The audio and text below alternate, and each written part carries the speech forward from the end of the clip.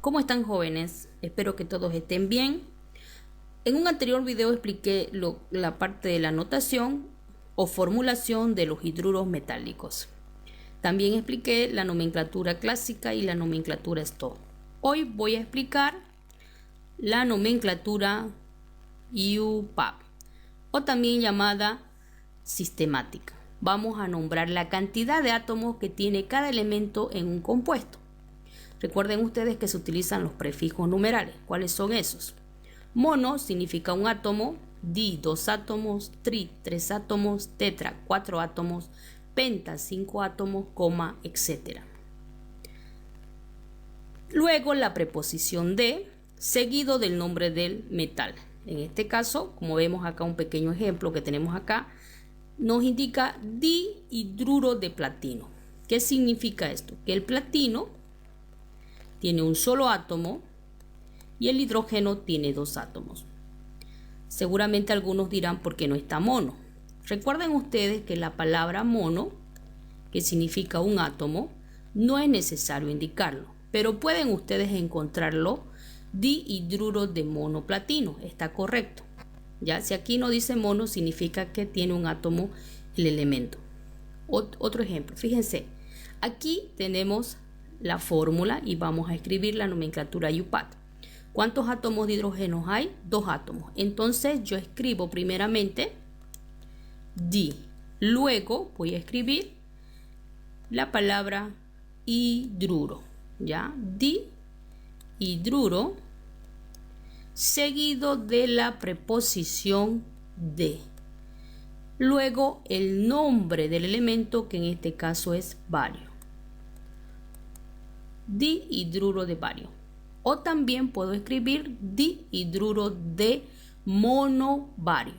Ejemplo, vamos a escribir la nomenclatura UPAT de estos compuestos. ¿Qué me dice la UPAT? Que debo indicar la cantidad de átomos que tiene cada elemento en este compuesto. ¿Cuántos átomos de hidrógeno hay? 3. Entonces yo digo tri. Voy a escribir tri seguido de la palabra hidruro, trihidruro, luego la preposición de y luego el nombre del elemento, que en este caso es el oro. Trihidruro de oro. O también se puede escribir trihidruro de mono oro. Recuerden que la palabra mono no es necesario escribirlo. Siguiente, tenemos 2 átomos, se dice dihidruro de monocalcio, o solamente se puede escribir calcio.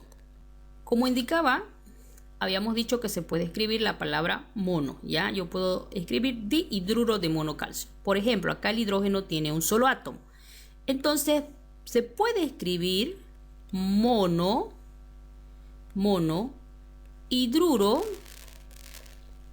monohidruro de, como acá tengo un átomo de potasio, monopotasio. En este caso tengo 2 átomos, digo dihidruro, luego la preposición de, tengo un átomo de hierro, puedo escribir monohierro o solamente se puede escribir hierro. Recuerden que la palabra mono no es necesario indicarlo, ya no es necesario, como vemos acá, dihidruro de calcio, dihidruro de oro.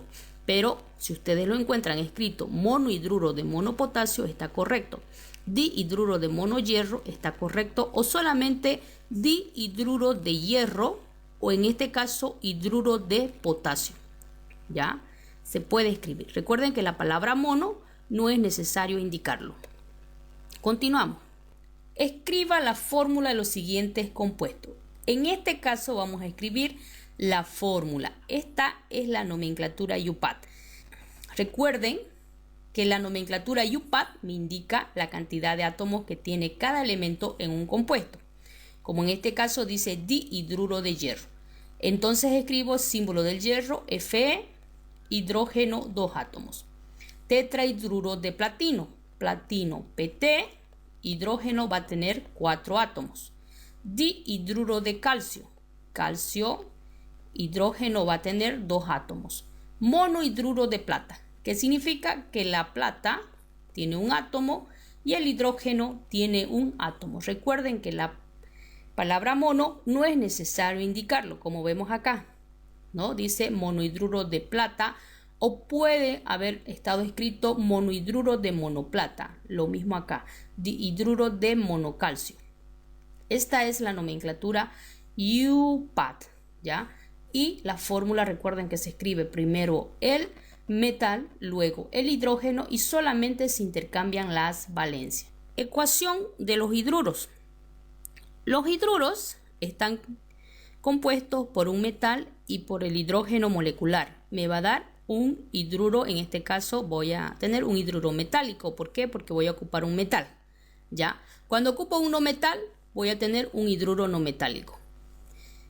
Tenemos elementos diatómicos. Estos elementos diatómicos significa que cuando están solos tienen dos átomos, ¿ya? Por eso se escribe hidrógeno molecular. Como vemos acá, el hidrógeno molecular siempre va a tener 2 átomos como subíndice, ¿ya? 2, siempre, siempre. Estos elementos que vemos acá también, cuando van a estar solos, van a tener 2 átomos como el hidrógeno, ¿ya? Pero en este caso, estos son los no metales. Pero aquí solamente vamos a utilizar los metales. Ya los metales no son gases, entonces no van a tener un subíndice 2. En cambio, estos elementos que tenemos acá escritos sí son gases, por eso tienen 2 como subíndices. Se los llama elementos diatómicos. Bien, ejemplo, fíjense, calcio más hidrógeno molecular. Voy a tener el hidruro, en este caso sería un hidruro de calcio, ¿ya? Un hidruro de calcio. Escribo el símbolo del calcio, el hidrógeno, luego la fórmula que ya había explicado anteriormente. Primero se escribe el metal, luego el hidrógeno. En este caso se intercambia la valencia, recuerden. Una vez que está escrita la ecuación, esto se llama ecuación, ¿ya? Una vez que está escrita la ecuación, se debe igualar la ecuación. La misma cantidad de reactantes, a esto se llama reactantes. Debo tener en producto, este es el producto, ¿ya? La misma cantidad de reactantes, de átomos de reactantes debe haber en el producto, la misma cantidad, ¿ya? Veamos si está igualada esta ecuación. Calcio tengo un átomo, calcio tengo un átomo. Hidrógeno tengo 2 átomos, hidrógeno tengo 2 átomos. En este ejemplo, la ecuación está igualada, ¿ya? Lo importante es que ustedes recuerden que estos son los reactantes, este es el producto. Una ecuación química siempre se debe igualar o balancear. ¿Para qué? Para que tengamos la misma cantidad de átomos que tienen los reactantes como el producto. Nos piden que escribamos la ecuación del hidruro férrico. Para escribir la ecuación del hidruro férrico, ¿qué necesitamos nosotros? Escribir el símbolo del hierro, luego el hidrógeno molecular, vamos a poner más, luego la flechita para indicar que estos van a reaccionar y me va a dar el hidruro, dice férrico, hidruro férrico. Recuerden que el ICO es mayor valencia, que sería 3, y acá -1 intercambiamos, ¿no es cierto? Siempre se debe intercambiar, ¿ya? Esta es la ecuación. Una vez que está escrita la ecuación, siempre hay que balancear la ecuación. La misma cantidad de átomos que tenemos en el primer miembro, o sea, en los reactantes, debe haber en el producto, ¿no? La cantidad de reactantes tengo que tener también en el producto. Para eso igualamos la ecuación.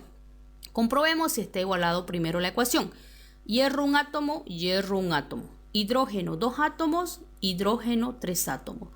La ecuación no está igualada. ¿Por qué? Porque tengo 2 átomos de hidrógeno en los reactantes y en el producto tengo 3 átomos.